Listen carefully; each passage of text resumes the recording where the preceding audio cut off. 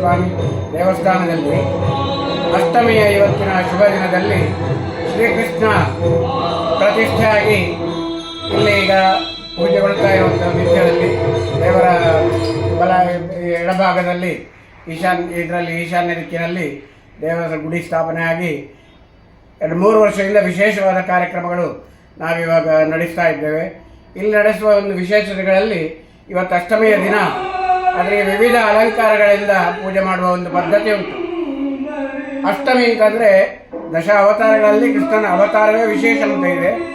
ಎಲ್ಲ ರೀತಿಯ ಒಂದು ಜೀವನವನ್ನು ತೋರಿಸಿಕೊಟ್ಟವನು, ಆದರ್ಶ ವ್ಯಕ್ತಿಯಾಗಿ, ಗೀತಾ ಬೋಧಕನಾಗಿ, ಹಾಗೆ ಯುದ್ಧದಲ್ಲಿ ಭಾಗವಹಿಸುವವನಾಗಿ, ಧರ್ಮವನ್ನು ಬೋಧಿಸುವವನಾಗಿ, ಹೀಗೆ ಇದ್ದಂತಹ ಕೃಷ್ಣನ ಬಾಲ್ಯ ಹೇಗಿದ್ದಿರ್ಬೋದು ಎಂಬುದನ್ನು ತುಂಬ ತಿಳಿದವರೆಲ್ಲ ಅದು ಎಲ್ಲರನ್ನು ಪ್ರೀತಿಗೊಳಿಸುವಂತಾಗಿತ್ತು.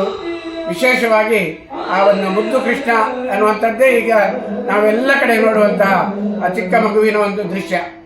ಅಲ್ಲಿ ಆಗುವಂತಹ ಮಕ್ಕಳಿಗೆ ಸ್ವಾಭಾವಿಕವಾಗಿ ತಿಂಡಿ ತೀರ್ಥಗಳು ಅಂತಂದರೆ ಬಹಳ ಆಕರ್ಷಣೆ.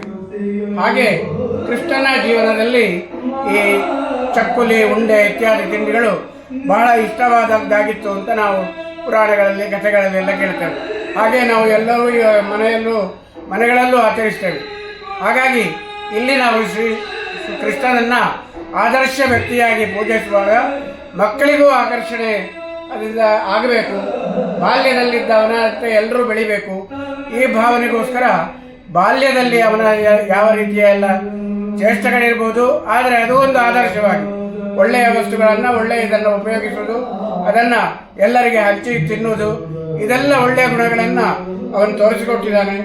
ಆ ಗುಣಗಳನ್ನು ತೋರಿಸುವಂತಹ ಮಕ್ಕಳನ್ನೆಲ್ಲ ಸೇರಿಸಿ ಸ್ಪರ್ಧೆಗಳೊಂದಿಗೆ ಈ ಅಲಂಕಾರದಲ್ಲಿ ಈ ರೀತಿಯ ಒಂದು ವಿಶೇಷತೆಯನ್ನು ಸೇರಿಸಿಕೊಂಡದ್ದು. ಹಾಗೆ ಇಷ್ಟವಾದ್ದನ್ನೇ ನಾವು ತಿನ್ನುತ್ತೇವೆ. ಮಕ್ಕಳ ಮೈಗೆ ಹಚ್ಚಿಕೊಳ್ಳೋದು ನೋಡ್ತೀರಿ ನೀವು, ಎಲ್ಲರಿಗೂ ಗೊತ್ತಿದೆ.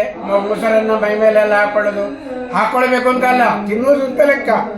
ಹಾಗೆ ಈ ವಿಶೇಷವಾದ ತಿಂಡಿಗಳನ್ನು ಅಲಂಕಾರ ಮಾಡಿದಾಗ ಒಂದಾಗುವ ಸಂತೋಷ ನೋಡುವವರಿಗೆ ತುಂಬ ಸಂತೋಷ ಆಗುತ್ತೆ.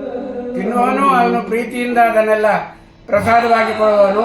ಹಾಗೆ ನಾವು ಸೇವಿಸುವವರಿಗೂ ಕೂಡ ಅದರಲ್ಲಿ ವಿಶೇಷವಾದ ಒಂದು ಆಕರ್ಷಣೆ ಉಂಟಾಗಿ ಹಿಂದಿನವರು ಕಷ್ಟಪಟ್ಟು ಎಂತಹ ತಿಂಡಿಗಳನ್ನೆಲ್ಲ ಮಾಡ್ತಾ ಇದ್ರು, ಅದನ್ನು ದೇವರಿಗೆ ಅರ್ಪಿಸುವ ಮೂಲಕ ಎಲ್ಲರಿಗೆ ಹಂಚುವ ಕೆಲಸ ಹೇಗೆ ನಡೀತಾ ಇತ್ತು, ಇದನ್ನು ನಾವು ನೋಡ್ತೇವೆ.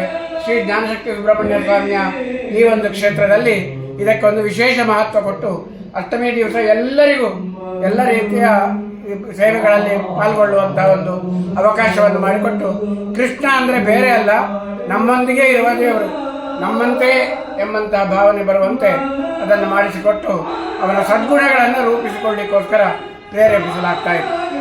1000ಕ್ಕಿಂತಲೂ ಮೇಲೆ ಚಕ್ಕುಲಿ, ಉಂಡೆಗಳು, ಹಾಗೆ ವಿವಿಧ ತಿಂಡಿಗಳು ಮನೆಯಲ್ಲೇ ಸಿದ್ಧಪಡಿಸಿ ಮಡಿಯಿಂದ ಒಳ್ಳೆಯ ರೀತಿಯ ಶ್ರದ್ಧಾಭಕ್ತಿಯಿಂದ ಸಿದ್ಧ ಮಾಡಿ ತರುವುದನ್ನು ಇಲ್ಲಿ ಶ್ರೀಕೃಷ್ಣನಿಗೆ ಅಲಂಕಾರ ಮಾಡಿ, ಅಂದರೆ ಸಾಮಾನ್ಯ ಇಲ್ಲಿ ಸ್ನಾನ ಮಾಡಿ ಒಳ್ಳೆಯ ರೀತಿಯಿಂದ ಶ್ರದ್ಧೆಯಿಂದ ತಯಾರು ಮಾಡಿದ ತಿಂಡಿ ಕೃಷ್ಣನಿಗೆ ನಡೀತದೆ. ಹಾಗಾಗಿ ಇಲ್ಲಿ ಅಷ್ಟು ಸಂಖ್ಯೆಯಲ್ಲಿ ಅದರ ಜನವೂ ಸೇರ್ತಾರೆ, ಅದರ ಪ್ರಸಾದವು ಹಂಚಲಿಕ್ಕೂ ಇರ್ತದೆ. ಮಾಡಿದವರು ತಂದು ಕೊಟ್ಟವರು ಸೇವಾ ರೂಪದಲ್ಲಿ ಅದನ್ನು ಮಾಡಿ ಎಲ್ಲರಿಗೂ ಹಂಚಿ ಸಂತೋಷ ಪಡ್ತಾರೆ. ಇದು ಒಂದು ವಿಶೇಷ.